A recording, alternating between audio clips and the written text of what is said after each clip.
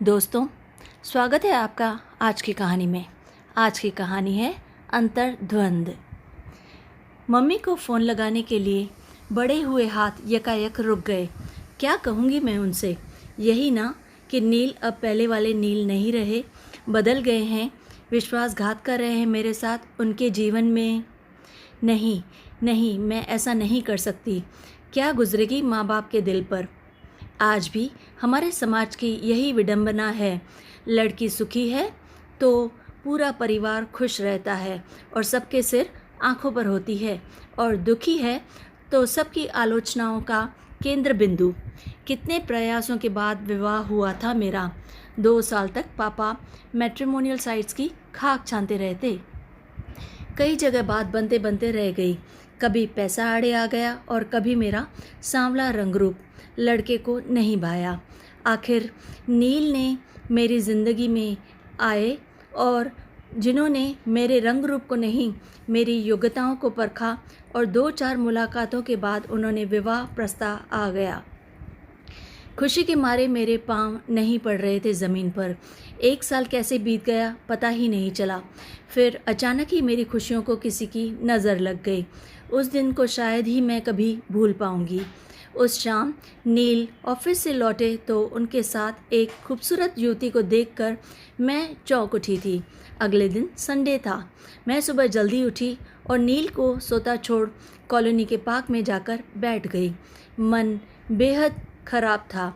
पिछली सारी रात नींद नहीं आई थी। आखिर ऐसा कब तक चलेगा? नहीं, अब मैं और बर्दाश्त नहीं कर सकती। क्या मेरा कोई आत्मसम्मान नहीं है? बेशक मैं खूबसूरत नहीं, लेकिन योग्य तो हूँ। शादी से पहले केंद्रीय विद्यालय में मैथ्स और साइंस पढ़ाती थी। दिल्ली से तबादला हो जाने के कारण मैंने वह नौकरी छोड़ दी थी। अब मैं फिर आत्मनिर्भर बनूंगी, पर इससे भी पहले नील से बात करना बेहद ज़रूरी है। मेरी शराफत को नील मेरी कमज़ोरी समझ बैठे हैं। मैं उन्हें दिखा दूंगी कि मैं कमज़ोर नहीं।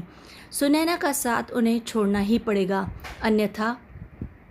मन ही मन फैसला कर मैं उठी और घर की ओर चल दी। घर के बाहर पहुंचकर मेरे पांव ठिठक गए। दरवाज़ा खुला था। सुनैना की आवाज़ साफ सुनाई दे रही थी।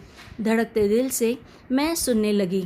वह बोली, नील, कई दिनों से तुमसे एक बात कहना चाहती थी। मेरे एक गलत फैसले ने मुझे तुमसे दूर कर दिया था, पर अब मैं अपनी भूल सुधारना चाहती हूँ। मैं तुमसे प्यार करती हूँ नील, तुम्हारे साथ रहना चाहती हूँ, हमेशा हमेशा के लिए। ये क्या कह रही हो तुम? जानती हो ना कि मैं विवाहित हूँ? जानती हूँ, और ये भी जानती हूँ कि अब भी प्यार तुम मुझसे ही करते हो। वह तुम्हारे लायक ही कहाँ है? पता नहीं उस जैसी साधारण लड़की से तुमने शादी कर भी कैसे ली? तुम उसके साथ कभी खुश नहीं रह सकते। अपनी बकवास बंद करो सुनैना। गुस्से में नील चिल्लाए। मैं कभी सोच भी नहीं सकता था तुम इतना नीचे गिर जाओगी। मेरी दोस्ती को मेरा प्रेम समझने लगोगी। ऐसा बिल्कुल सही नहीं है। ठीक है, किसी ज़माने में मैं तुमसे विवाह करना चाहता था, पर जब तुमने गिरीश से विवाह कर लिया, उस दिन से मैंने तुम्हें अपने मित्र से अधिक कुछ भी नहीं समझा। अरे, मैं तो मित्रता के नाते तुम्हारी मदद कर रहा था, लेकिन अब मुझे एहसास हो रहा है कि वह मेरी बहुत बड़ी भूल थी।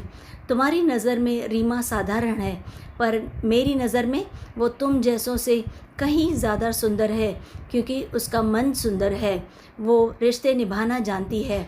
तुम इस बात को नहीं समझोगी, इसलिए बेहतर होगा यहाँ से चली जाओ और दोबारा इस घर में भूल कर भी कदम मत रखना।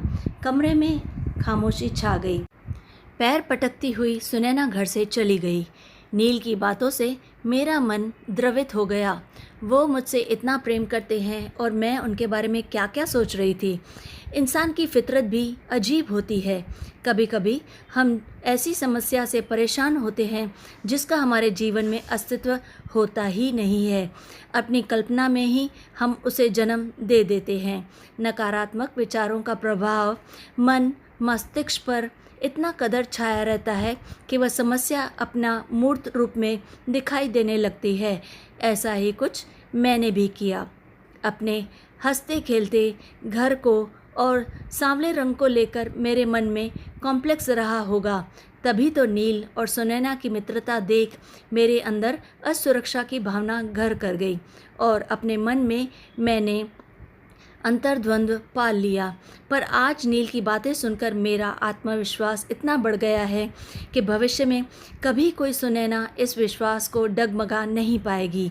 मेरे और नील के बीच की काल्पनिक दूरी को मिटाते हुए मैं अधीरता से उनकी ओर बढ़ी।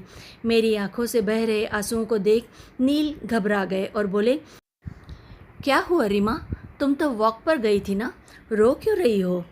मैंने उनकी बात का जवाब नहीं दिया और बेसख्ता उनसे लिपट गई। नील ने कसकर मुझे अपनी बाहों में समेट लिया। उनके प्रेम की गहराई में मेरा सारा अंतर्द्वंद्व मिट गया था। तो दोस्तों, कैसी लगी आपको ये प्यारी सी छोटी सी कहानी? अगर अच्छी लगे तो लाइक और शेयर ज़रूर कीजिए और चैनल को याद से सब्सक्राइब भी कीजिए। तो फिर लाइक, शेयर एंड सब्सक्राइब।